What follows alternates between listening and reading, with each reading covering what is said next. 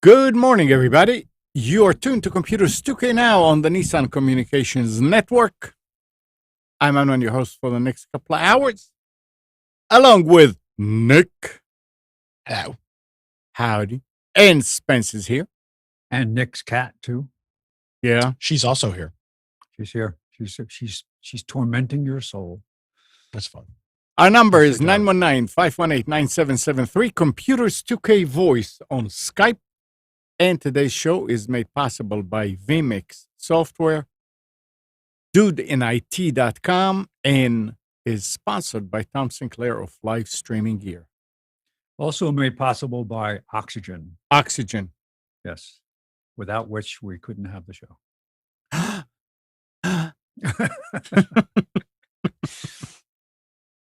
Yeah, did you read about that they're running out of oxygen in India? In hospitals? In hospitals. Oh, well. Amazing. Well, thank God we rejoined the Paris Climate Accord. That'll solve it. Oh, yeah. That's going to be it. Everybody gets an extra bottle of oxygen. That's right. It just comes down. It rains down. Out because of their high occupancy rate in hospitals? Or yeah. It's just, yeah. Yeah. So take it. How many people are in India? It's like the second most. Is it the most populous country in the world? Second. India? Second. Yeah, China's the highest, second right? most and the number one polluter. Fun fact. Yeah. Well, that's the best reason for us to join the Paris Accord, so we can pay through our nose and change 1/10 of 1/1,000,000th of 1% of something when they're doing it and they have no rules or regulations in place, and we can just send the money. Yeah. India, China, and Russia are the top three polluters. Yep. Fun fact. Laughing at us the whole time. Yes, sir. Good morning, Gal. Good morning. So Gal joined too. All right, we'll see you next week. That was a great show. Thanks, guys. So what's happening? Not much. What's going on with you? Nothing really. I mean, finally we got some rain. I had time to work inside and clean up the office a little bit. Can you come over and clean up my office for me? No. Oh. So you need rain in order to clean up your office? In order not to be outside. Yeah. Yes. Yeah, I'm the same way. Problem is I have a garage that needs cleaning, and even though it's raining, I don't clean my garage. Well, that's your problem. No, but you were busy yesterday. I was. Yeah, we had a local town of Apex shred day where you can pull up with boxes of paper that need to be shredded. And they had two of those giant mobile shredding trucks there. And we were helping people pass through as the group that volunteers to help the police department, the citizens group, were there to help. People stayed in their cars. They pulled up, told us where it was. We took it out, put it in the bin, and went into the shredder. But I directed traffic for 2.5 hours. Did you have the light? Do you have your light cones like a? No, I had a vest and I had an orange stick that they give you to wave. Just sitting back here, yeah. And I was kind of like that. I was thinking I'll start to do the kind of dance. The thing. dance. I was just thinking. Can you see? I was like, nah. You didn't do the Lido shuffle? No. But it was kind of fun. And then just dealing with the people who tried to scam their way into the line. Nope, you can't turn here. You need to go down to the end and get on the line. Oh, but last time I was here, I did this. No. Iron hand shoemaker. That's it. Can't go. Nuh-uh. That's the long it. arm of the law. That's your nickname, the long. Yeah, you actually are The pretty long tall. arm of the law. Long That's arm it. of the law. I like that. That's a good one. That should be your coach name when you're driving the bus. That's it. That's it. I feel like that's the name of a Clint Eastwood movie. I'll be Long your guy. arm of the law. When you're on my coach, you follow my rules. Or I'll That's grab just you in your- shoemaker is. That's Long right. arm of the That's law. the right way. I can grab you around the neck from while I sit behind the wheel.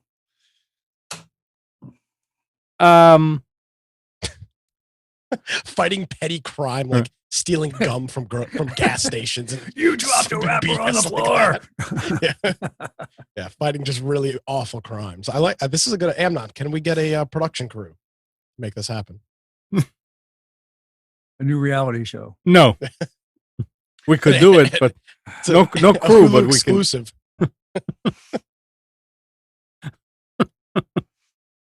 Do not Anyway. use the restroom while the coach is moving. So Jim- I What? so I spent some time with a buddy of mine yesterday that lives up in Johnston County, near the town of Anger, and unfortunately, he only has DSL. He does not have the access for high-speed internet. So he's got dual bonded CenturyLink DSL lines. Mm-hmm. Gets about 20 by 1.5 or 2 megs.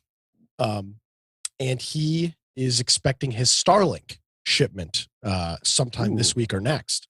So this is like Nice. we think, I've always had broadband internet. I'm sure outside of maybe parts of when you were living in Israel, Gal, since you've been in the States, you've always had access to broadband internet. Oh, Amnon's no, been- Israel has faster. Israel's broadband is better than the US. Yeah. Okay.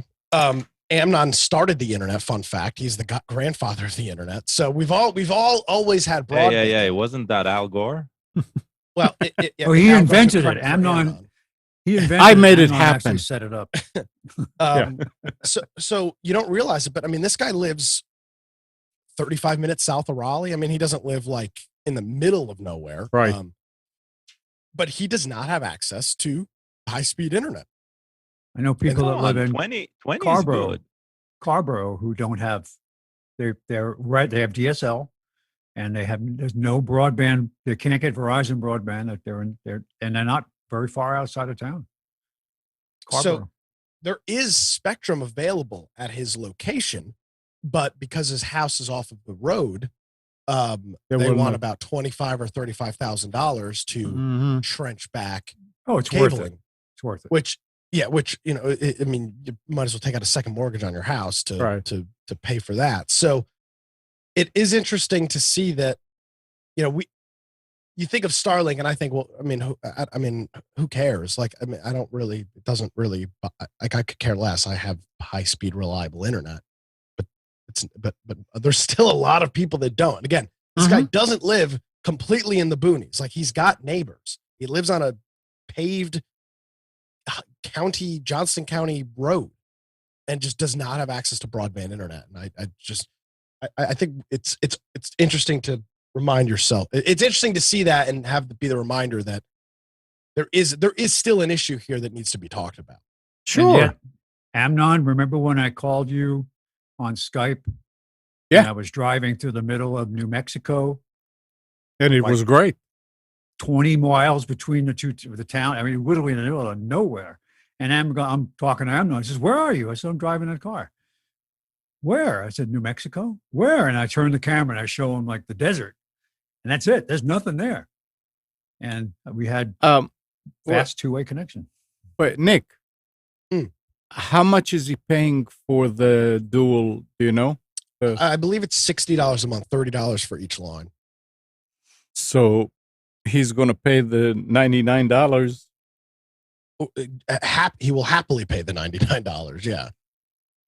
It'll be interesting if you could get him on. We to call could. in. So he's a bit of an interesting use case. So as Gal said, 20 megabits is a good speed, and I agreed. Right, 20 megabits is a decent connection. It's But he's a video gamer, And with the Ooh. size of games and the size of updates, Call of Duty releases an update every couple of months that can be 200 or 300 gigabytes.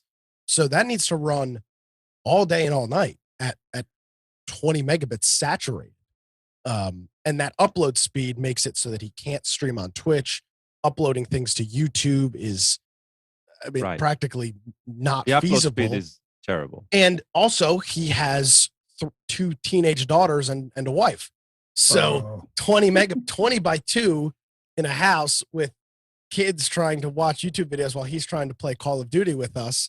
It's a it is, in fact, there is a very finite resource. What are they up to? Starlink. What do you mean? 'Cause last I was reading, it was like depends on your 60 location. some. No, there's people that are pulling 400 or 500 megabits through Okay. Starlink. And but the latency is reasonable? So that's the question, right? So looking at DSL, it's slow, but it's a very fast. It's a very reliable and relatively fast connection in terms of latency, because it's running over twisted pair copper. Your latency is pretty good because your ping is from you to your central office, which is relative. It has to be relatively close. There's only a maximum distance that DSL will work. So unlike the FiOS or Spectrum, it's a little bit different. So your latency is really, really good on DSL, but your speeds are relatively low because there's only so much data you can push through 2 little pieces of copper, which is what that twisted pair is. Starlink, on the other hand, speeds are really fast. The latency can fluctuate, and that's part of the question. We watched some videos yesterday when we were at his house. We met up with another friend from New York that we play games with. He was in town, and we were watching some guys doing some gaming on Starlink. And for the most part, it seemed pretty good. You were averaging about 40 to 70 milliseconds ping in a game, which is playable. But because the satellites are always moving and you are hopping from one satellite to the other, you frequently get very high, I'll call it packet loss, while you're switching what satellite. Just like cell phone. Well, just like cell phone, but it's different because for people that don't follow what Starlink is, if you're familiar with what HughesNet or DirecTV is, you take a dish and you point it at a geostationary satellite. Right. The satellite is moving, but it's so far out. It's 33,000 miles or something like that.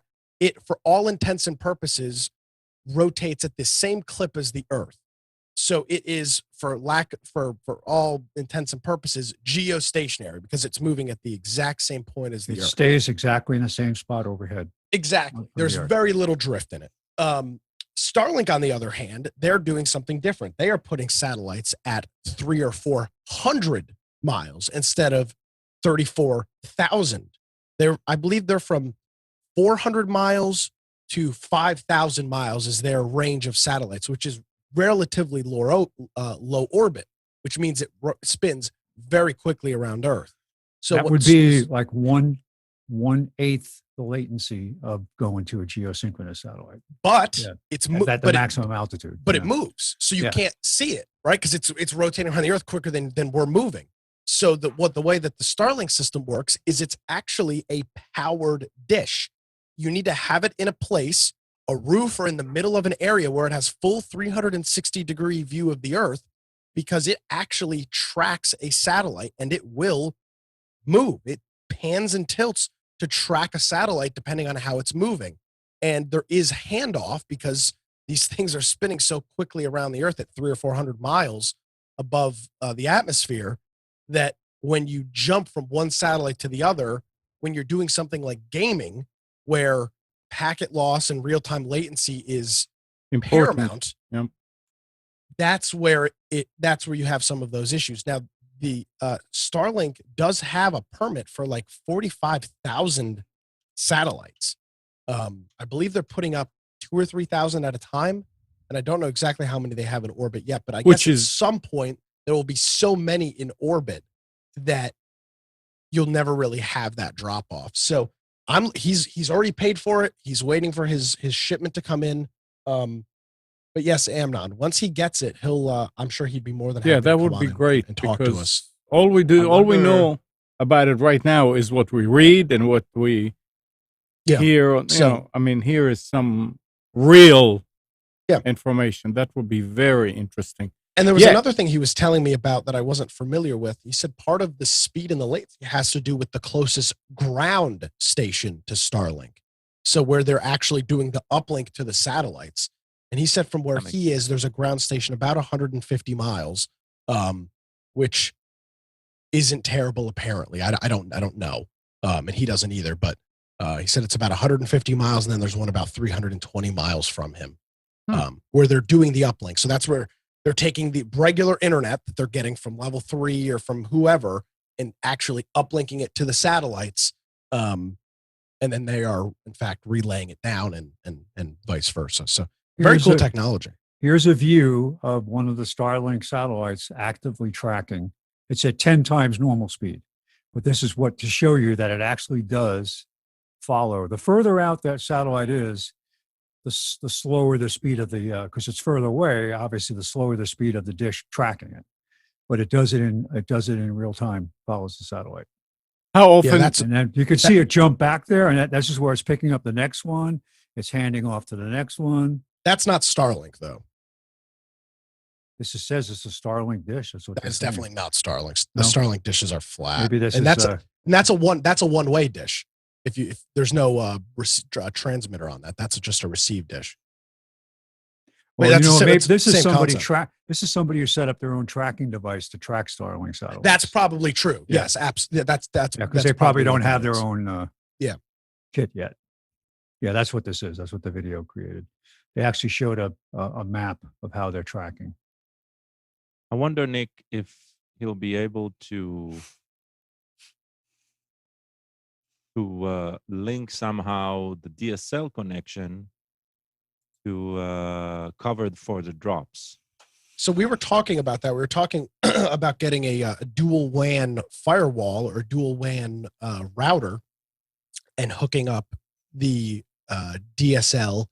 But then it comes to cost. He says, Yeah. "Do I really want to spend $200 a month on internet?" Right. And that's a valid question. So the good news is he can always get the DSL back if Starlink sucks, and he can always cancel Starlink if it sucks. He's been gaming on this stuff as long as he's always. I mean, I think they built the house back in 2010 or something like that. So I mean, he's been on it. This is all he's known for 10 or 11 years. So the worst case scenario, he's in the same position he's in right now. The How best far- case scenario is How far off the road is he, Nick?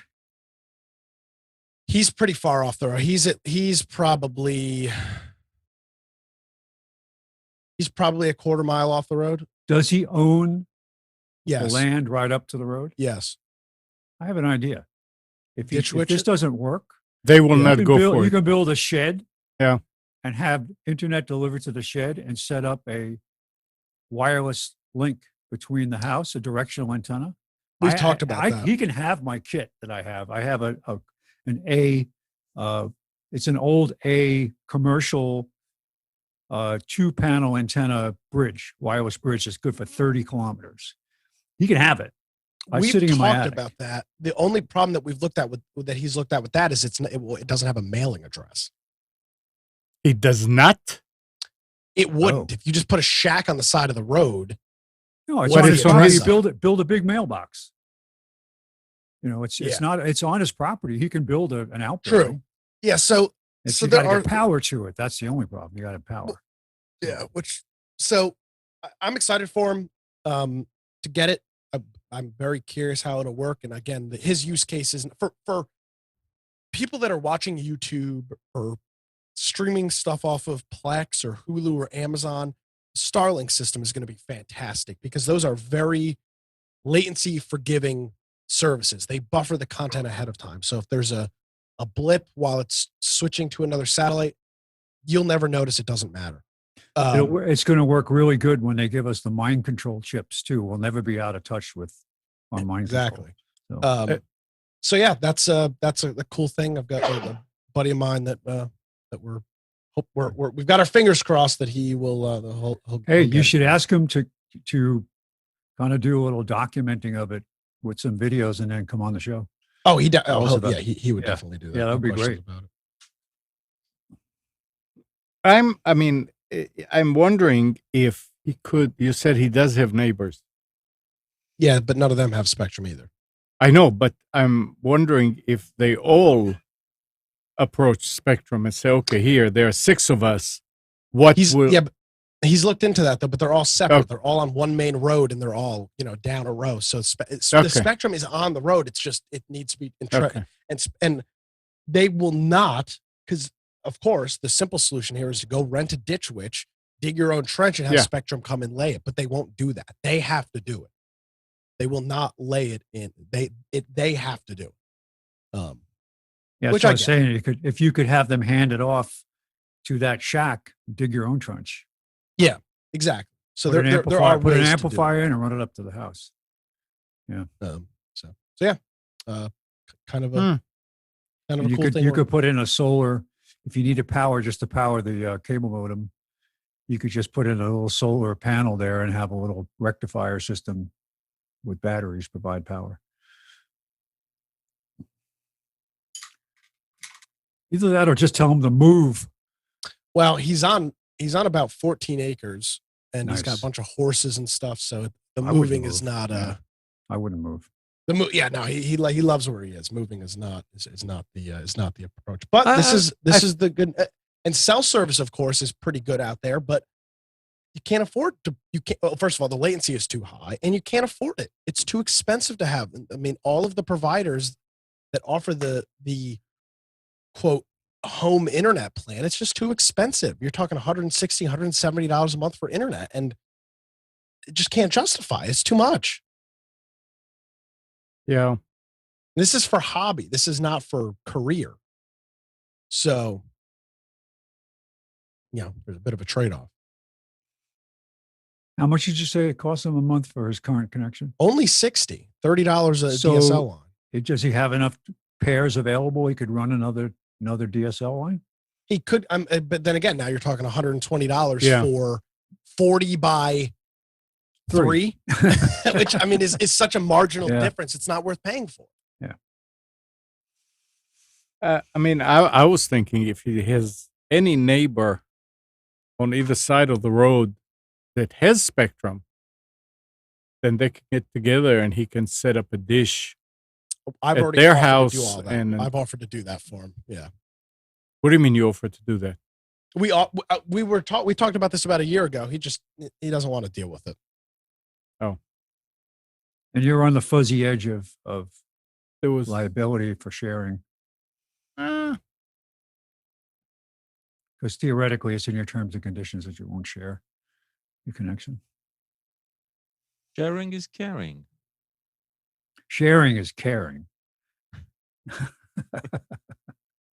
What I do Yeah. because I care. I think he's going to be happy with Starlink from the reading that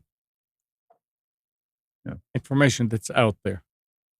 As a matter of fact, I was reading an article this morning that what's his name, Cringely. What? What's the guy, the tech guy that used to be on Twitter, Cringely,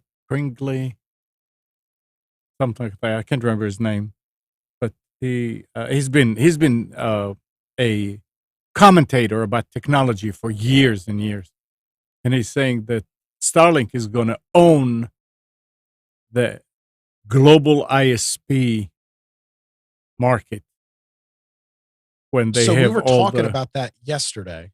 I think across other parts of the world, Mhm. yes. In the short term, they will own the United States. But once the cell providers roll out their true 5G network, Mhm. that will probably, Yeah. if they offer it, and that's the big question here, if they offer a consumer priced home internet option, that is your best solution. That's your lowest latency with new 5G. That's your lowest latency and probably your higher speed, again, depending on your area. But Right, most but places that don't we're gonna- have broadband, typically have pretty good cell service. Typically, not always. Well, it's a lot With cheaper to 5G, put in you're still infrastructure. talking about urban. Hmm? With 5G, you're still talking about urban areas. Rural Well, areas are yes. still going to be. They're Well, still going to have problems. And the reason for that is not because they can't build a tower out there. The reason is because how do you get their own backbone to the tower? Well, they've Right. got solutions for that. They use They've got to microwave put and in all that. fiber, or it's got to No, be. It's Well, microwave. Starlink. microwave is okay, but it's not fast enough. Yeah, it is. That's how they do their backhaul right now. I know, but think about it. I think if everybody's pulling 100 meg or more True. across that I mean, backbone, you it's a could lot of- saturate it. I agree. Yeah. So And it I- all and it depends on the price too. I mean, that's it exactly, because T-Mobile offers it right now. It's called like yeah, but not everywhere. no T-Mobile home. Yeah. T-Mobile. Well, it'll be interesting if these cell companies will use something like Starlink as the backbone. It's $60 a month. It's called T-Mobile Home Internet. Do you have any idea what the theoretical throughput per satellite is on Starlink? You mean their physical satellites or your ground station? Like what kind of bandwidth do they share between the satellites for that to offer to a ground station? Oh, I have no idea. Because they're saying gigabit connections They're- per user. well, they're saying gigabit connections, but they're also doing their eventual thing is 2.5 gigabit. That's incredible. Think is what they about want to push. what you need. I realize there's going to be hundreds of satellites, but you have to be, Hundreds. There's going to be thousands, yeah. 43,000 of them when they're done. you know, this raises another, it's not a concern, but it's another interesting issue, is how polluted space is right now with derelict junk, right? There's a part of the... let's not get into that, because that's... No, what I'm we just saying should. is that it's an issue because there's It's- so much crap in orbit that's unused. That's old satellites and old boosters and all kinds of junk up there that they have to try. Right, but- That's one of the jobs of Space Command now, is to boost or to track all that stuff. Yeah, and it can, But I mean, who knows? that's- And SpaceX may be able to come up with a vehicle that will go and get them and bring them down to Earth. Who knows? Giant vacuum cleaner. I mean, right now, Okay, I'm first of sure... all, movie recommendation: see a Korean production called Space Sweepers. I think it's on Netflix. Space Sweeper? Yeah, They already but have. I really enjoy that movie. What is- It's sorry, go ahead. it's about like the Earth is scorched, nobody can live on it and stuff, and there's this a whole lot of people living in orbit and cleaning up, and one of the common jobs is like teams that run spaceships that capture these junk and sell it off and stuff. And there's a Yeah, plot. Netflix. Yeah, I see it. But we're on with Starlink. We're talking about height that usually there's nothing in it right now, because it was never Never Exploited. viable. Yeah, because of the movement, because you cannot get geo synchronicity with it. So it's they're adding junk there, but they're using like a height that we've never used before. So well, that's good. What is the name of the effect where there's a huge, colossal traffic jam, for lack of a better term, in space, and a whole bunch of satellites all crash into each other? And is it called the Durrington effect or whatever you said, Spence? There is a, it's like the China syndrome or one of these other quote unquote theories, where there's and that you put 43,000 satellites in space, that becomes a real problem. I don't exactly remember what it's called, but I'm doing find it. doing a search. It's a bunch of wings. Orbital overload. I thought there was there may not be, but I was reading something about that in terms of some of the Starlink stuff, because that's your real concern, is some rogue piece of equipment or space debris causes it's a cascading effect, right? You can couple things hit each other. Now you've got a whole ball, a big. Oh, I see what you're saying. You got a cascading big ball. effect. It's a big. Maybe that's what they call it, the cascading effect. You just get a bunch of things that hit each other, and then it's too big to stop. You can't stop it. It just keeps moving. Well, wasn't that the basis of that movie? What was the movie with Sandra Bullock in it, where the space station got destroyed? Oh, shit. Yeah. That was the same. That was what happened. They had Gravity. gravity. Yeah, two satellites collided and created an enormous field of debris that they couldn't move the space station in time to get away from, and it just destroyed the space station. But see, they do that stuff now. Like, for example, like these satellites have boosters, and they literally dodge debris. Like, stuff comes towards them, and they just they just boost out of the way so that they don't get hit. It's crazy. And the Chinese there's supposedly a treaty that's supposed to keep weapons out of orbit, which I don't think anybody really follows. But the point is that they make satellite killers, but you think they're not very sophisticated because they don't have to do much. All they have to do is get close to it and explode and send out shrapnel, and it destroys the satellite. They don't have to actually hit it. It's not like they send a missile up and it hits that individual satellite. So if they keep doing that and keep spreading all the shrapnel in orbit, especially these tiny particles, there have been cases where the space station has gotten leaks from tiny micrometeorites that go through it, and they have to put patches in place. They use the stuff is too small; they can't track it. I'm sure at this point, what's his name is not worried about Elon Musk. I don't think he's worried about any of that stuff. I mean, he is building a network. He's putting those satellites up there, and it's like when we get to that bridge, we'll cross it. And I'm sure. I mean, he's not stupid as far as business decisions. He didn't get to where he was by being stupid. So you got to get. Let's wait and see. It's actually a combat strategy, because when you want to overwhelm the enemy, you have enough resources that you can keep throwing it at them despite losses. Right. So this is how it's going to work. Yeah. Yeah. But they just don't know who the true enemy is. That's it. That's why we're fighting back. Infowars.com. It's going to help a lot of people. Starlink? That are in the middle of nowhere. Yeah. And but hold on. Take back what you just said. This guy is not in the middle of nowhere. That's the craziest part. He doesn't live in Transylvania County on the North Carolina-Virginia border with a population of 1,100 people. Yeah. I mean, he's in a relative, there's a CVS a mile and a half from his house. That's the crazy part. It's not really the boonies.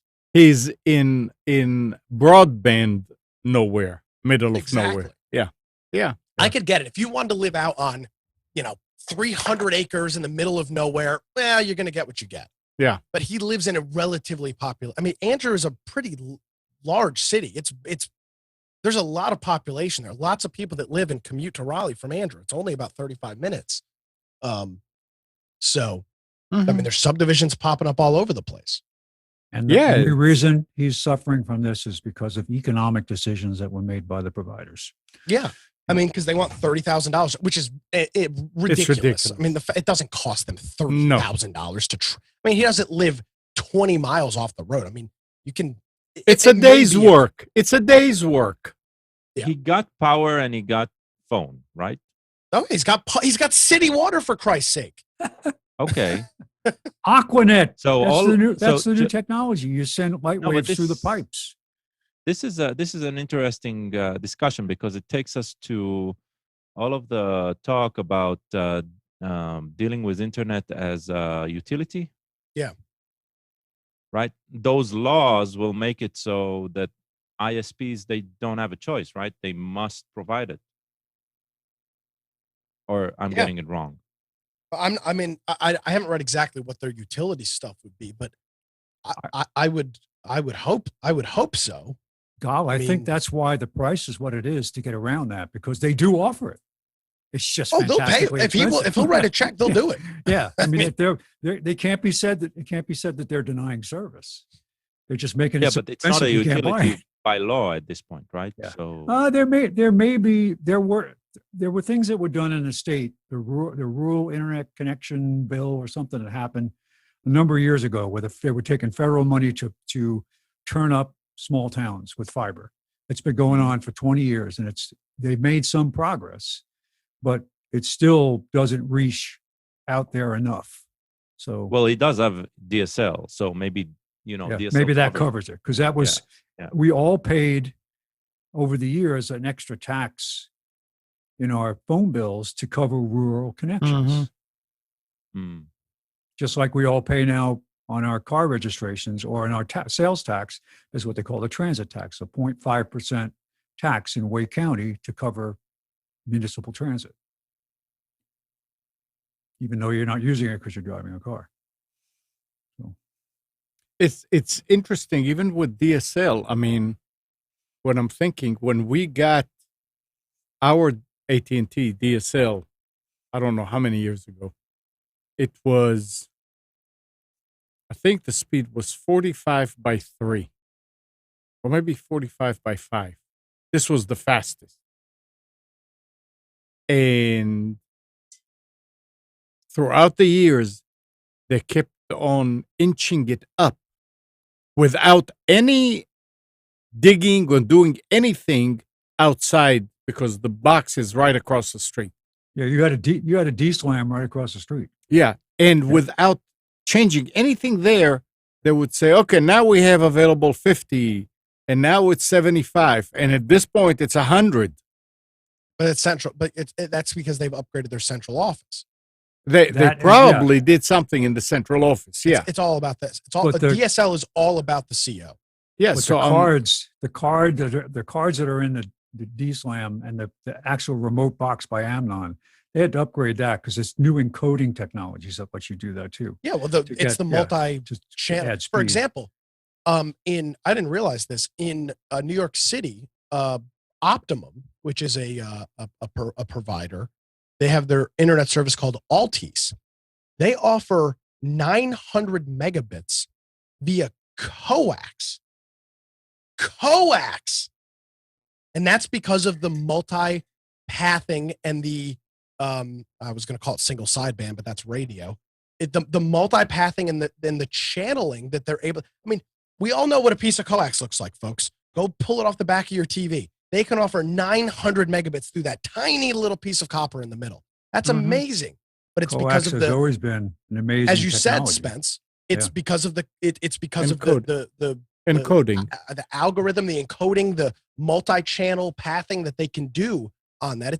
It's amazing what they can do.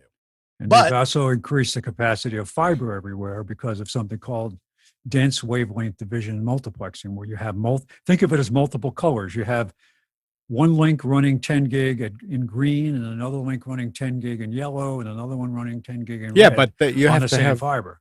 Yeah. But there's one thing that doesn't matter, that doesn't change: distance. And doesn't matter what the technology is, for the most part.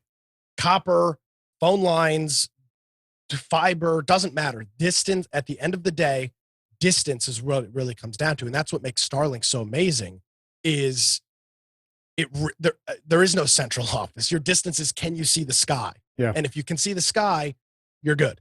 That's what's so cool about it. I have a startup idea. We pick a geosynchronous satellite and we drop a huge coax cable down off of it. We actually joked when I was coming up there that I was just going to put a box of Cat 5 in my car and just drive up I-40 and see how.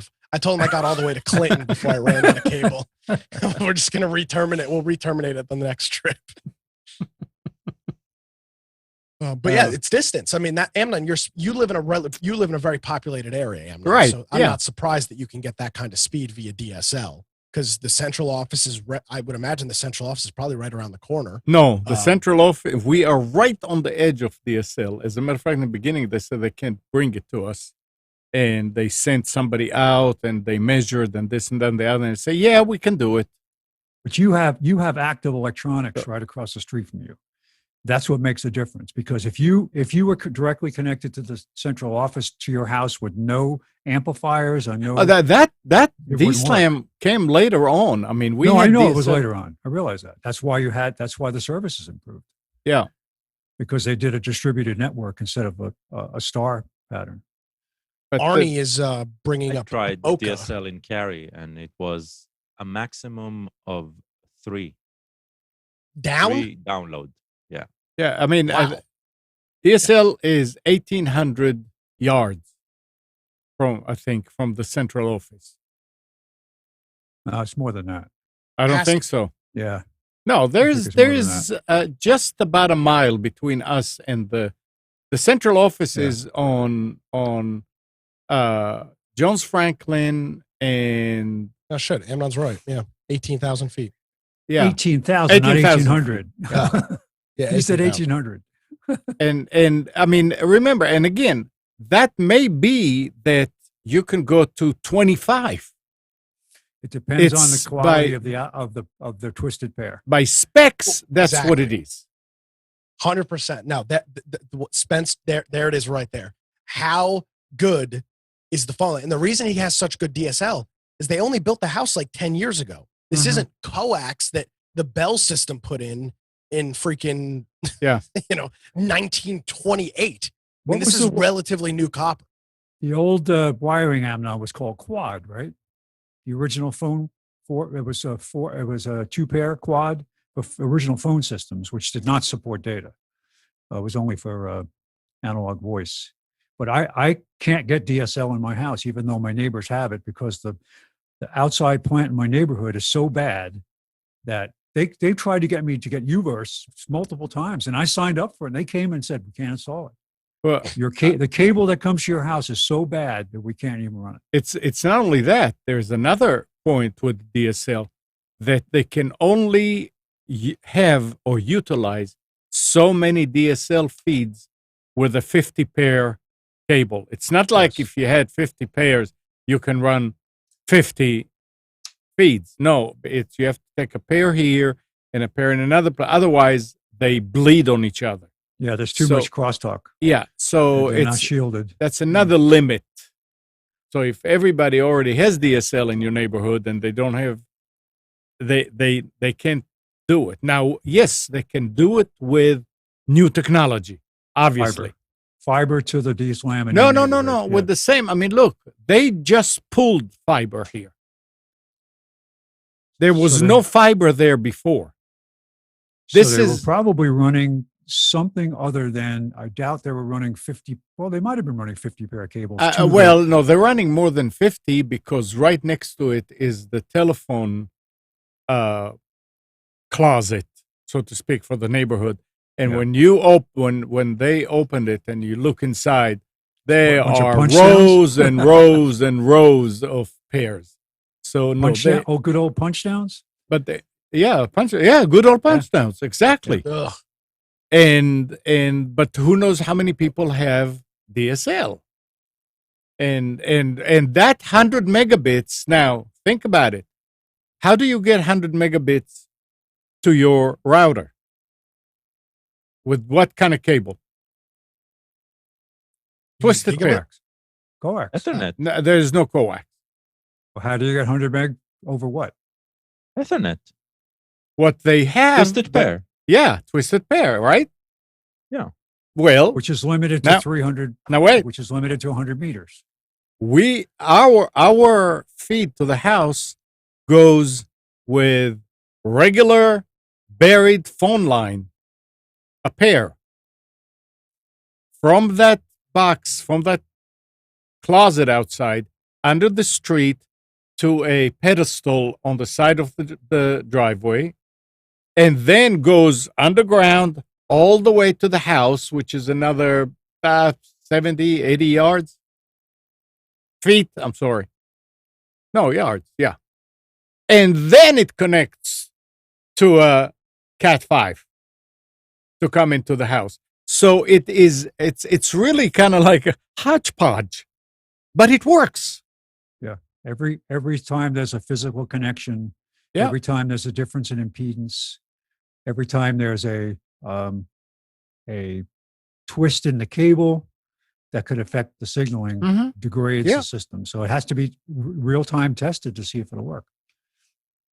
Yeah, that's the thing. I mean, they can do stuff with technology on their side and make it so the existing transport, call it, can Overcome. provide more Yeah. and overcome all Yeah. kind of problems that they used to have in the past. I don't know how many they can do now. Or, obviously now it's moot because they ran fiber, and I don't know if they're going to run a fiber to the house. Maybe they don't need to. I don't care if they don't run fiber to the house. If they run it through coax or through Ethernet or whatever, They're going to want to run fiber. if they want to run Yeah. fiber, that's fine. They're gonna need a bigger fiber. A fatter fiber, high fiber. It's going to be a high fiber network. So what did you guys start talking about? Somebody on the chat was saying.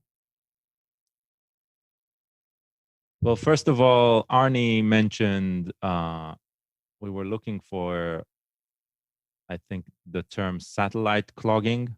Dogging. And then he Clogging? asked about Oh, the it's clogging. cookier broadband, the Amazon solution.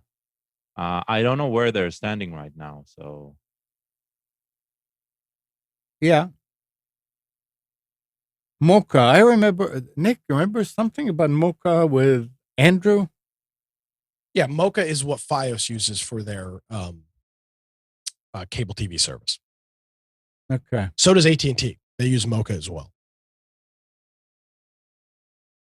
So I wonder, as a question to Arnie about the Mocha, is that you're still adding a, what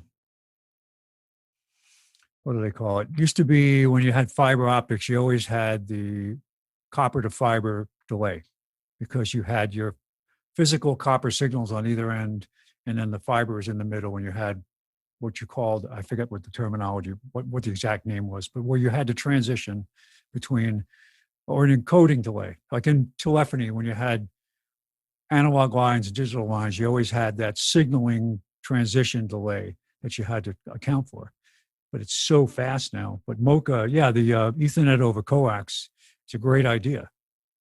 And it allows you to mix signals on the same coax. But essentially, that's what a cable modem is doing anyway. It's just doing it. You have the incoming coaxial signal to the cable modem. Multiple channels are then interleaved together to create your Ethernet signal. So I wonder if this improves the latency by eliminating additional changes that aren't necessary. That would be great. Why don't we Gene just is all asking- install Ethernet over HDMI? That'll save everything. Everybody uses an HDMI cable coming from the cable company.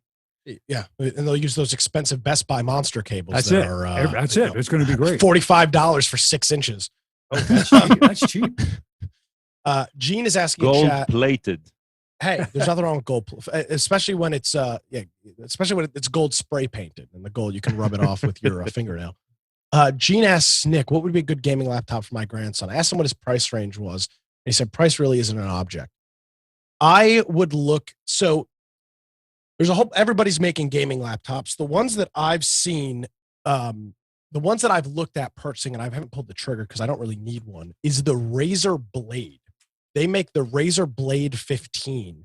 That they're really nice, sleek looking, good battery life. They're not, some of these gaming laptops are, frankly, you kind of look like a dick if you're out with them. They got like, these big exhaust pipes, and it's just like, all right, like we get it. You play video games. But the Razer Blade 15 is they're really nice, sleek looking computers. And this one's got an RTX 3070 in it, which is the top of the line. So I would look at a Razer Blade for a laptop if it were me. Obviously, every MSI makes good ones. Asus makes good ones. I would look at a Razer Blade 15.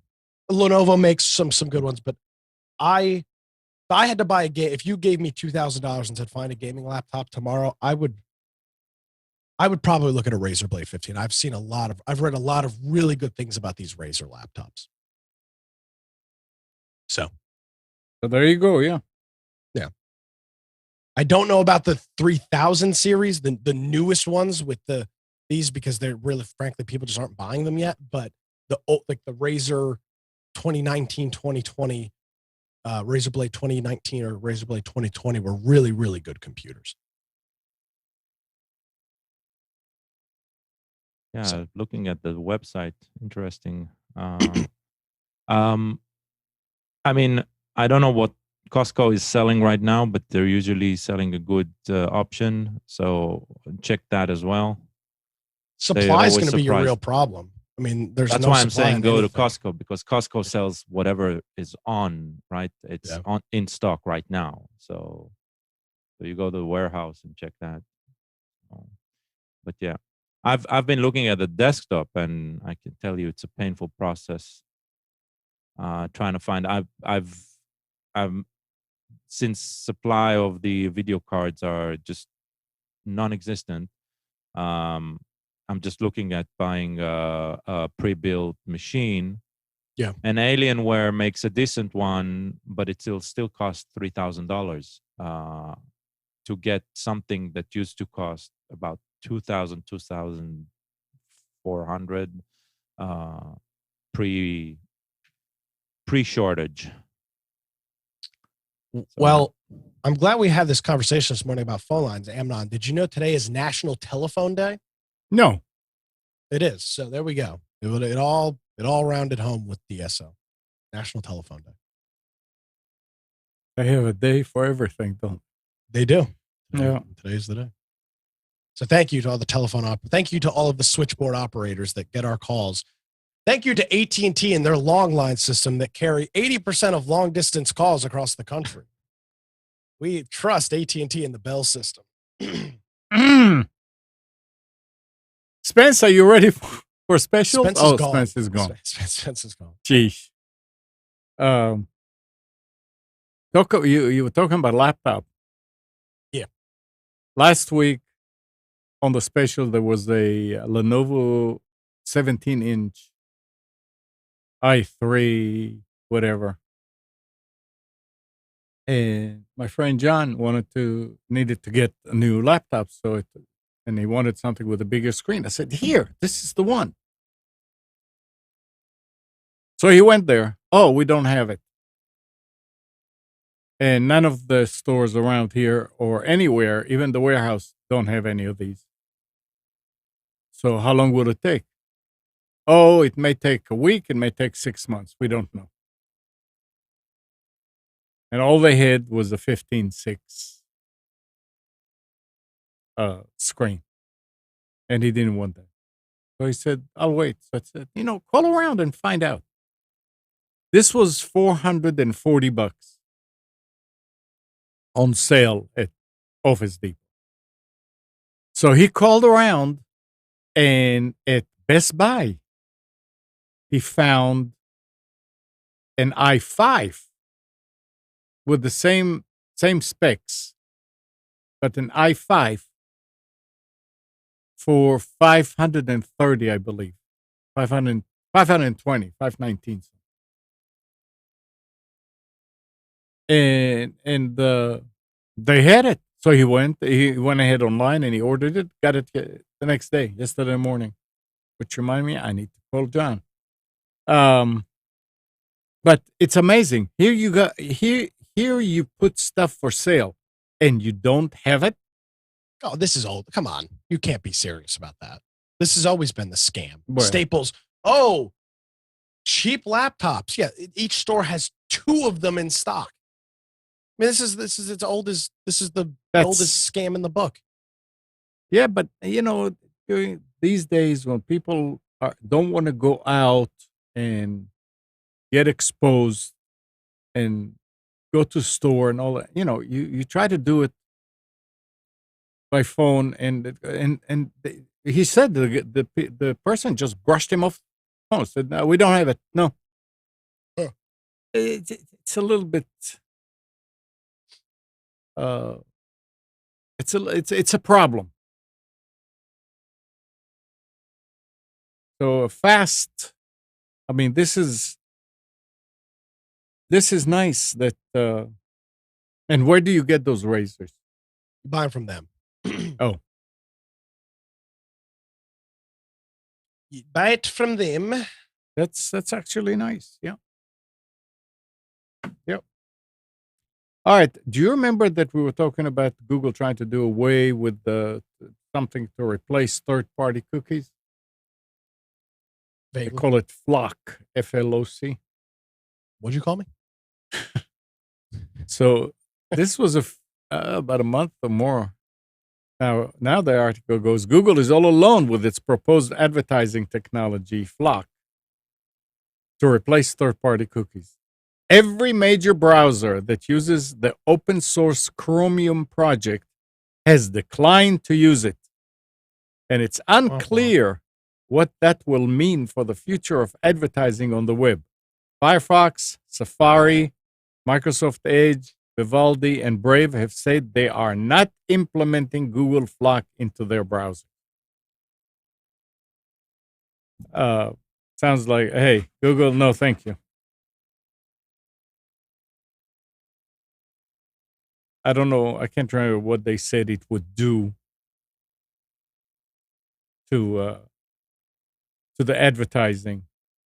It was supposed to help. Maybe it was supposed to help them. Oh, you're trying to tell me that Google was trying to make No, some I'm money? not saying that. I never said that.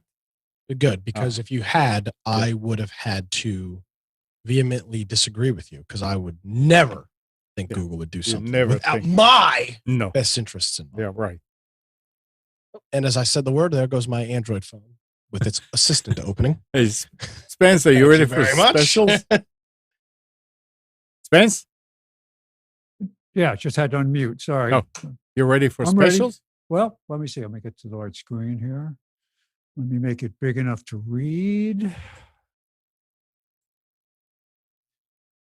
And Ta-da! we have specials from December 19th, 2004. I actually found, as I was going through my paper to shred, and I have bins with receipts, I found this ad from CompUSA from 2004, December of 2004. And Amnon, remember how I used to bring in the Sunday ads and I'd circle stuff with a magic marker? Yep. This one actually had pages with stuff circled on it that I bought. So I thought it was pretty cool. I used to have a Best Buy ad from back then too. I can't find it anymore. From like $130. That's all for a hard drive. How Yeah, big? but it's only. Did you see what size it is? 250 meg. 256. 256. 250. Meg, yeah. No, 250. Yeah, I remember those. 250. Yeah. Yep. 250 gigabytes. No, megabyte. No. 250 megabytes. No, I'm looking GB 250. Oh, 250 GB. gig. You're right. We're thinking of terabyte drives. Yeah. Yeah. 250 gig. Remember, I remember when I was so happy I had two 20 meg drives. Oh yeah, My I remember original that. PC. Yeah. That And was an upgrade from those the would 10s. cost more than the PC. Oh my gosh, yes. Yes. And I had half-highs, so I could get two, still have a floppy, full-size floppy, and two half-high 20 meg drives. I thought I'll never need any more space, ever. Who could ever need it? It was just so great. 16 gig. 64K is going to be enough for every computer. That's what right? Gates said, right? Didn't he say that? No, he never said that. He never said that. Was it somebody? But Somebody he's said it. misquoted about it. Yeah. Oh, he is? Okay. Yeah. But here you go, Amnon. Which one? Which one is the $59 in the Lexar? I can't. Is it a? What, It must be a $59 what? 16 gig. No. They have an iPod, though. A 20 gig iPod stores up to 5,000 songs plus free downloads. It's only $2.99. And this isn't even the iPod video Right. that they came out with later, where you could actually watch videos on it. I had that one. I still have it. I gave it to my daughter. It was a color. It was amazing. $949 for a Pentium M laptop. Wow. It's amazing. Free printer Yeah, free printer. Yep. $150 with a value purchase this of an e-machine. bundle. Yep. This is incredible. A CRT monitor for $89, a 17-inch LCD for $249, 100 off. And then what is this? A 17-inch LCD, another one with $329. Oh my gosh, $479 for a 19-inch LCD monitor. Wow. Yeah. Although you could get a complete bundle for $299, laptop bundle. I wonder if that was an actual LCD screen. Intel Celeron. $700. And I thought I only included the third page just because of the network stuff that was here, all the Netgear stuff. A wireless router, 54 megabits, which was pre 802.11 standard.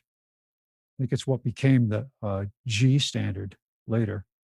$29. That was cheap. $79 with a rebate.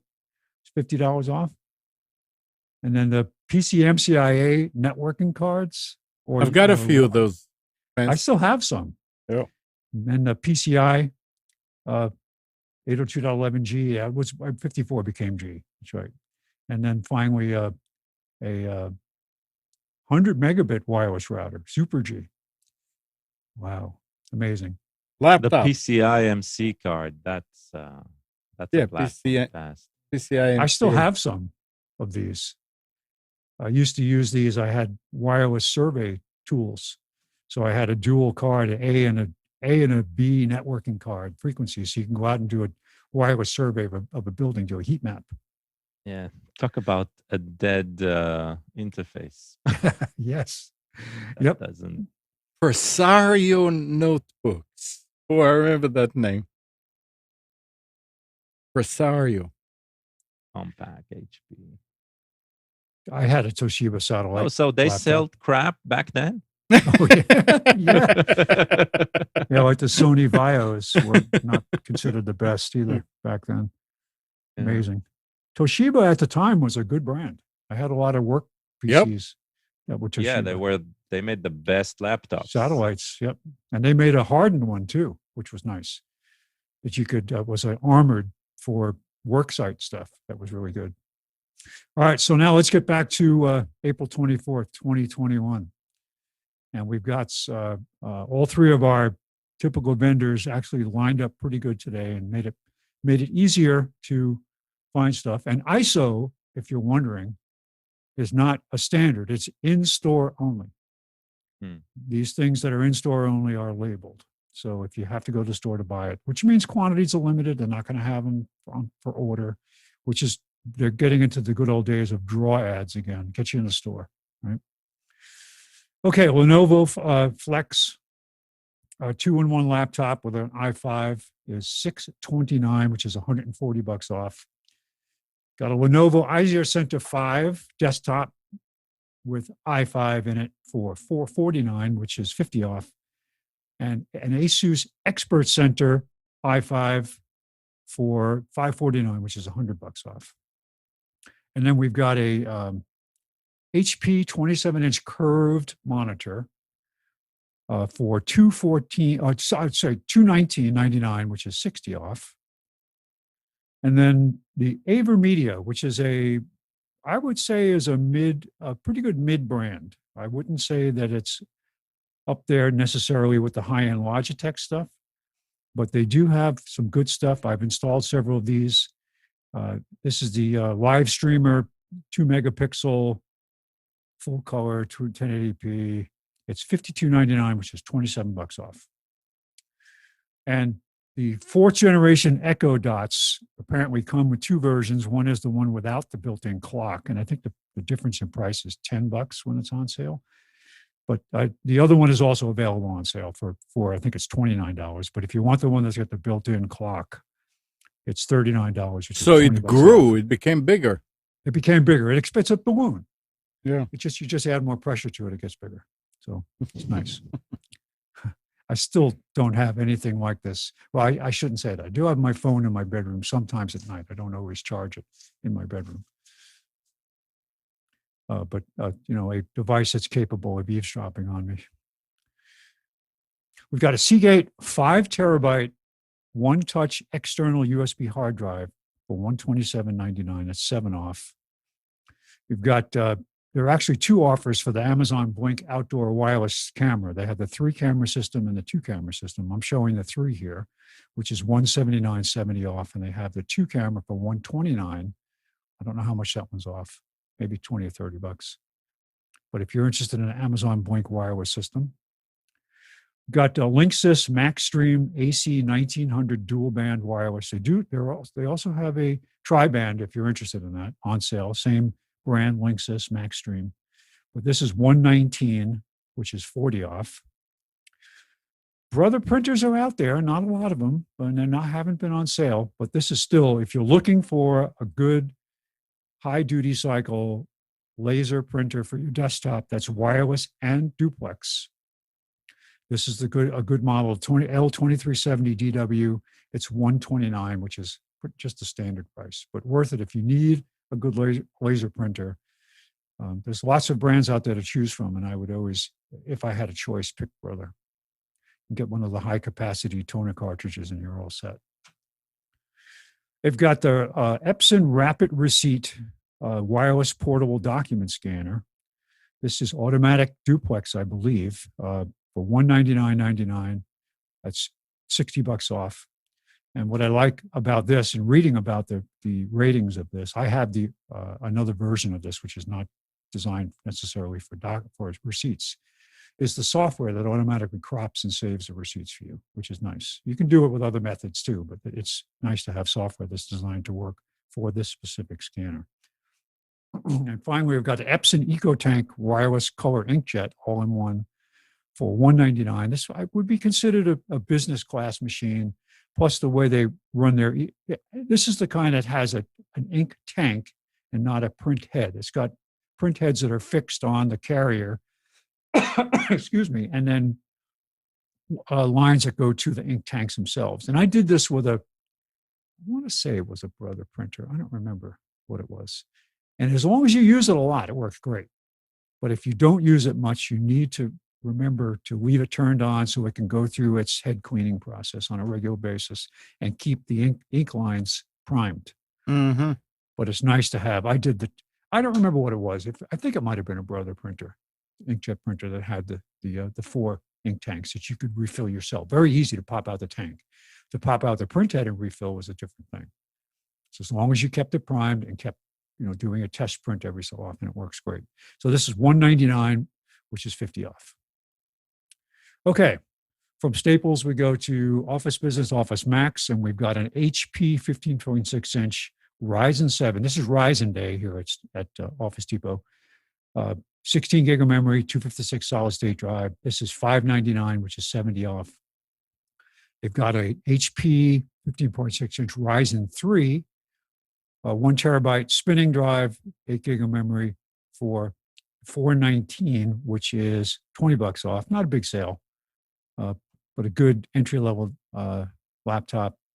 And finally, a Asus VivoBook 15.6-inch AMD Ryzen 3 for $329, which is 120 bucks off. And we've got one Ryzen 7 a workstation, 8 gig of memory, 256 solid state drive. This is a desktop for $599, which is 100 off. So if you're looking for a wireless LAN monochrome laser multifunction machine, and the Brother, Canon makes a good machine too. I'm not saying that their machines are inferior, but $184.99, which is what does it say? $63 off. Usually there's some significance to when it's not a rounded number like that. Something to do, if you can look that up to find out when prices have kind of odd numbers built in. Like if it was $84.97, it means something to the retailer, how they categorize that particular product. Also have an entry-level Canon wireless laser printer, monochrome, for $109.99, which is $50 off. Got a 23.8-inch monitor from Acer, FreeSync monitor for $109, which is 10 off. And we've seen these before, and I don't think I've ever seen this particular form factor, the way they have it standing up. But this is a Asus Zen Screen, a portable 14-inch LED monitor. And I've seen this before. A 14 inch is obviously based on a 14-inch laptop screen, but it's packaged with I think it's either a USB-C or HDMI. I might give you two choices. I think it's both. It's usually USB. Usually USB, but I think they do make some that are HDMI. But not sure that would be very good for travel. But it's $199, save $30. Very useful if you're used to using two screens and you're traveling. You want to have your laptop and another screen. And it's nice how it supports the two different screen orientations, which is landscape and portrait. Yeah, it's USB. I'm sorry? It's USB. It is USB. Okay. Figure. Is it Not USB-C? necessarily. I think USB-C on its end. I don't know what the other end is. Yeah. Okay. Yeah. So it'll work with, it's backwardly compatible, which is great. Yeah, I think there is an adapter for HDMI. So that is that exists. MP1 or AC. I wish this stuff existed when I was traveling. Yeah. Because I would struggle. I'd have a nice 15.6 inch. I used to have several of those, but I like the smaller monitors, smaller laptops when I travel, just for weight. And if I had one of these to take with me, it would make my job so much easier. We used to do design work. We'd go in and have what we call a free network design seminar for a customer. And we'd come in and we'd spend an afternoon with them, go over what their network looked like, go back to the hotel, and then over several hours, assemble a design and a package for them, and then spend the next day doing chalk talk and presentations on the latest stuff. And if I had this, it would make it so much easier to build those presentations. I remember the hours we'd spend doing this stuff. Usually we'd meet in the lounge in some Marriott hotel somewhere and work on this for hours. Okay, we've got a Western Digital Black, a high-end spinning drive, 2 terabyte internal hard drive for desktops, $104.99. That's $124 off. That's a good sale. 2 terabyte drive. Black is there. I don't know. Is there a higher one than black? For today, there's no telling. I mean, black was the one to get. Yeah, black was the better quality. Let me ask you, why pay for a mechanical 2 terabytes $100? Well, what would a SSD cost for 2 terabytes? I don't know. I've never shopped for one that big. 120 or something. I mean, for it's SSD, like, 2 terabytes. I'm pretty sure. I'm checking. I might be. Yeah, I think a 512 SSD is going to run on sale like in the $60 or $70 range. So I think 2 terabytes is going to be up probably close to $200. I think. I've never bought one. I'm thinking life expectancy of the drive. I don't know. It feels weird paying that much for mechanical. Oh, I think it's because it's black. Because the mean time to failure is higher. Yeah. It's just that it's considered a higher quality drive. So how they make that decision, it's like you used to hear rumors to say they made them all on the same line, and the ones that weren't quite up to snuff would be sold as a different type of drive. Yeah, I don't buy that. No, I mean that you heard that, but there are. Yeah, I heard it, but it doesn't make us. It doesn't. There are some products that were built that way. I'm not sure. I don't remember what they were exactly, but there was some that were built that way. So a Samsung 2 terabyte on Amazon would be $210. Yeah. Which, if I was building another workstation, I would buy it. I would not go with another spinning drive. Yeah, exactly. All right. But okay, we also have a Western Digital 1 terabyte portable drive for $47.99, $27 off. If you're not backing up your laptop or desktop with just a casual file backup, get one of these. Use the built-in software or something like Aomi just to back up your documents and do a full backup once a month. And set it up so that it overwrites the older ones and you just let it run. Just save yourself a lot of grief if you're not doing a cloud backup. Or do both. Okay, TP-Link Archer C7. I have 2 of these, an older one and a more recent one. I love these routers, wireless routers. They do a great job. Both of them have USB connected hard drives that I use for network backup. They just work really good. And at $59, which is 20 off, is really a good price for this router. And finally, TP-Link Deco M4 AC 1200 mesh system for $149. That's not on sale, but it is notable in that this is one of the cheaper meshes that's out there. Most meshes start a lot more expensive than this. So, but good stuff can overcome a lot of problems in your environment. And finally, at Best Buy, I was kind of poking around there at Best Buy today. They don't make it easy for me to assemble the ads just for the format they use. They don't have an actual ad anymore like they used to have. And they do categorize it to some extent, but the format, when you look at the basic screen and you say, oh, I want to drill down on this, and you click on it. It's just something that's like, to capture that ad is 3 separate captures so I can assemble it small enough that I can fit them on. So what is that thing with the guy driving? This is a smart mirror. It's a mirror dash cam. That's also got a built-in Bluetooth somehow, but it is a dash cam that you can, with a backup cam, it'll give you the picture in the, look at how it fills the entire mirror. Yeah. Which I think is pretty cool. I don't know about quality, but it seemed like for the price, there were 2 versions of it. This is the more inexpensive version of it. And the little bubbles between the cam, the actual mirror and the person, it implies that there are some voice communications going on, some voice commands. Like, I have to find out on the new RV that we bought, it has a backup cam built into the radio. It's probably for the phone. Could be. So I'm thinking it's Bluetooth. It's probably a Bluetooth extension. But there is a way in the phone or in the radio to turn on the backup cam while you're driving, so you can just see what's going on behind you. So I don't know what the laws are about that, but it is available. You can do it. Interesting.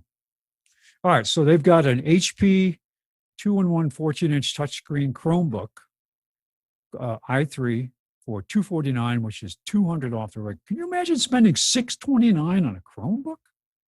It just seems insane. And it's an eMMC flash drive. It's not even it's like an entry level. Gosh, it's a lot of money. But I saw the $200 off, and that's what was it, made me steer in that direction.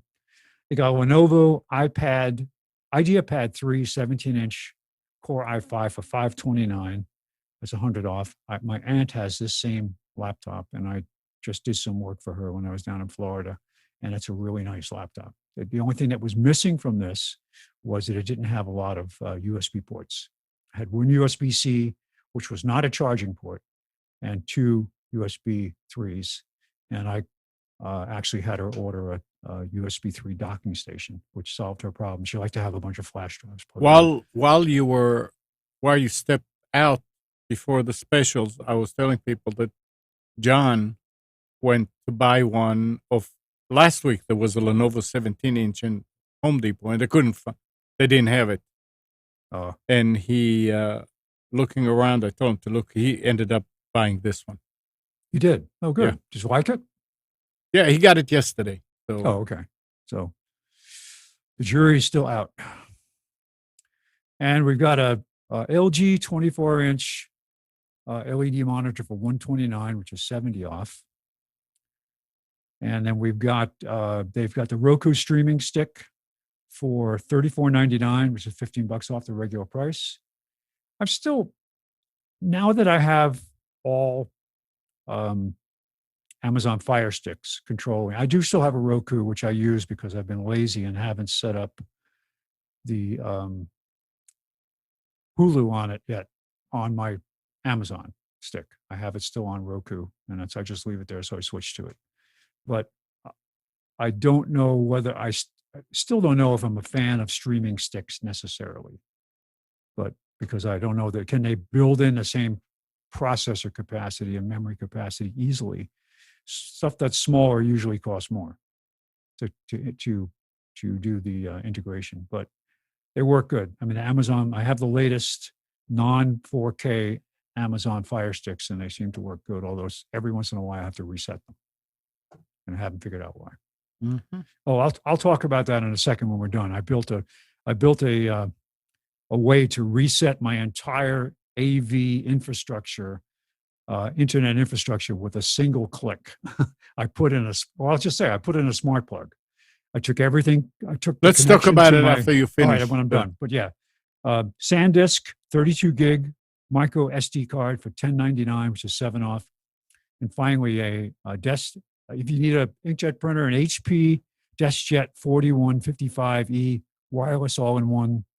It does have a document feeder, which is nice, for $99 from HP, and that's all from Best Buy. And that's it for April 24th, 2021, and also from December 19th, 2004. So if you have a time machine, you want to go back and buy this stuff, you're all set. Yeah. Thanks, Spence. Oh, you're welcome. So I was saying every once in a while, I'd have to reset now I don't know if it was my network or it was my actual Amazon Fire Stick or what. For whatever reason, I go down, turn it on in the morning. I couldn't connect to the internet. Or Right. it would say that, I get to the home screen and the home screen wasn't loading properly for whatever reason. And I'd go back and forth and it still wouldn't work. And then finally I'd go behind, I'd have to slide out the side cabinet and I'd have to reach behind there and hit the button on the UPS to reset it. So now I fix that by putting in an Amazon smart plug that I can just turn off and on if I want to, and it resets everything: my router, my UMA, my Ethernet switches, my cable modem, and my Amazon Fire Stick. And usually when I do that, by miracle, everything works. But don't you lose connection when you I switch do. off the? For a few minutes. The longest So thing how to do you come. switch it on? No, it's no, I can. It's not that I switch it on.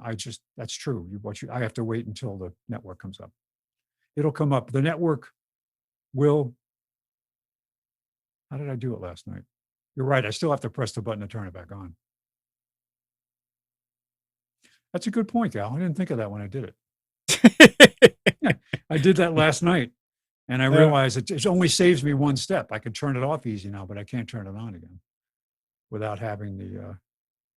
Yeah, I mean, I thought mine was doing the same thing, and I kept on thinking that it has something to do with Plex. And Gal said, no, it's not Plex. It's something to do with the network. And sure enough, found where it was doing it. What I did here in the studio messed it up. And, but I would go and just reboot the computer. I have some of those other non-Wi-Fi wireless plugs that I'll just swap it out. That makes sense. It only saves me one step. So if you put, let's say, a Zigbee switch. Yes. Right. And whatever is controlling that Zigbee switch, you set up a routine that says turn off, turn on, right? Even though you're going to lose network access to whatever you gave the command to, it's still going to be online to the turn on. I think what I'm going to do is I'm going to change my strategy here. To use this, I'll have everything except for my wireless router go off. But if your problem is the wireless router, if it's that, then I'll know it's that. But I think what happens is I think it's something to do with the Ethernet. I also switched out my Ethernet adapter for the Fire Stick. I had a third-party one that I used that I like because it had USB ports in it. So I bought the Amazon one. Then that won't work. If you're switching off your router, right? No, I'm saying is I won't turn that off. I'll just turn off I'll turn off the Ethernet network that that everything else is connected to. Ah, okay. So I'll take one step back from turning the whole thing off.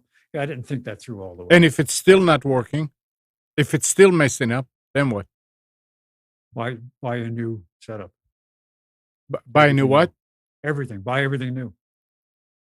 See, this is where Gal was correct. In my case, when he was telling me that it's not that it's something to do with the configuration. I mean, I changed So- switches, I did all kind of things and reboot the switches and everything will get okay until it again. When I found that loop, so far 2 weeks, not the problem. Once here's in a the thing. while. Here's the thing.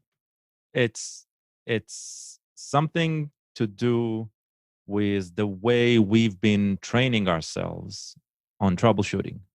Yes. And Spence, Amnon, even Nick and me, we are problem solvers, right? We're called when there's an issue, and we want to get to the solution as quickly as possible. But the problem is, restart never helps. It helps momentarily, but it means, and it usually means, yeah, we don't need to deal with it right now, right? So, I mean, this was true for me going 10 years back, right? But in working with this professionally in support, right, when technical support was enterprise customers, we just made it. We had people trigger happy on reinstalling the software or whatever, right?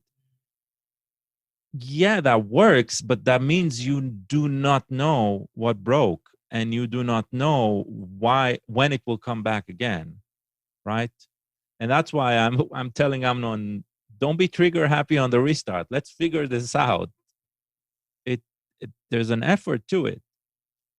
That being said, a good reset switch is important. I agree. And I mean, one of my concern is what will happen if I need to restart my smart home appliance, right?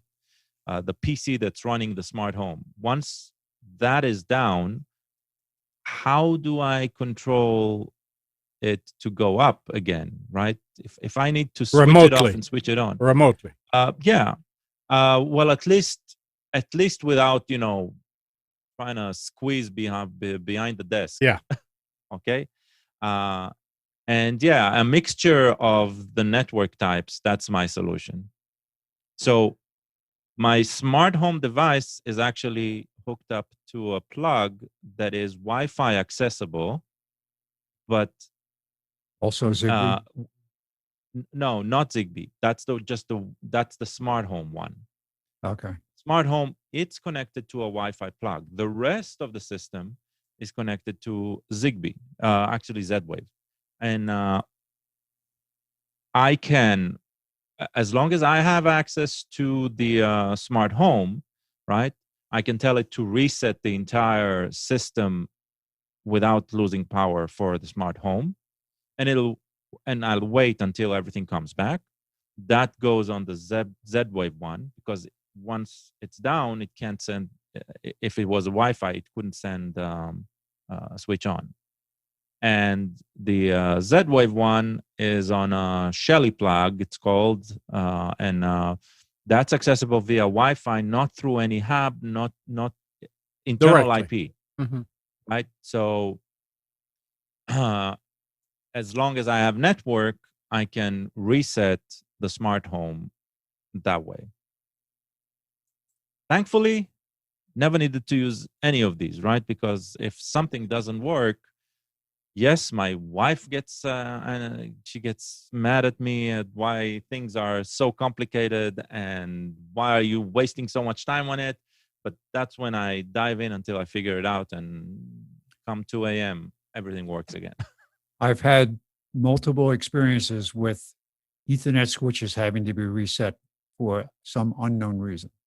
And it seems the common denominator here is one switch. Well, no, I have TP-Link, I have Netgear, I have Dell. I have a bunch of, Dell's made, but I don't know who makes Dell.